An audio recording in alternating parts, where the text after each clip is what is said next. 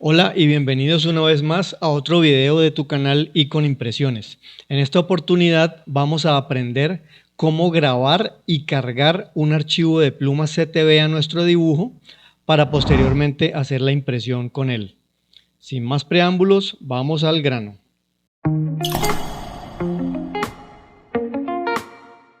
Bueno, entonces aquí estamos en la carpeta donde tenemos grabado el plano de AutoCAD que queremos imprimir y el archivo de plumas que nos envió el cliente para cargarlo en el plano y posteriormente hacer la impresión. Entonces, estando en esa carpeta o donde esté grabado, pues en tu caso el archivo CTV, simplemente lo que haces es seleccionarlo, le das Control C, luego abres el archivo de AutoCAD, ya lo tenemos abierto aquí. Vamos aquí a la A de AutoCAD, aquí donde dice Print, sin hacer clic, él te descarga esto, luego pones el mouse en la flechita y buscas este apartado que dice Manage Plot Style.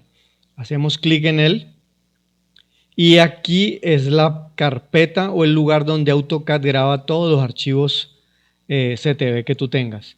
Bueno, nosotros tenemos muchos por los clientes que nos mandan a imprimir. No creo que sea el caso, de pronto tú tienes más poquitos o simplemente los básicos que maneja el AutoCAD.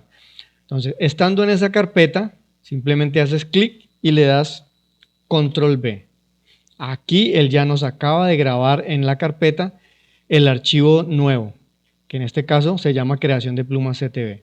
Entonces, yo lo que normalmente hago es clic derecho, le doy aquí en actualizar para que ya quede registrado aquí en la carpeta. Entonces, ya esa carpetica la podemos cerrar. Una vez cerrada, ya ese archivo hace parte de los archivos CTV que tenemos en nuestro computador. Entonces, vamos a imprimir ese plano con esas plumas.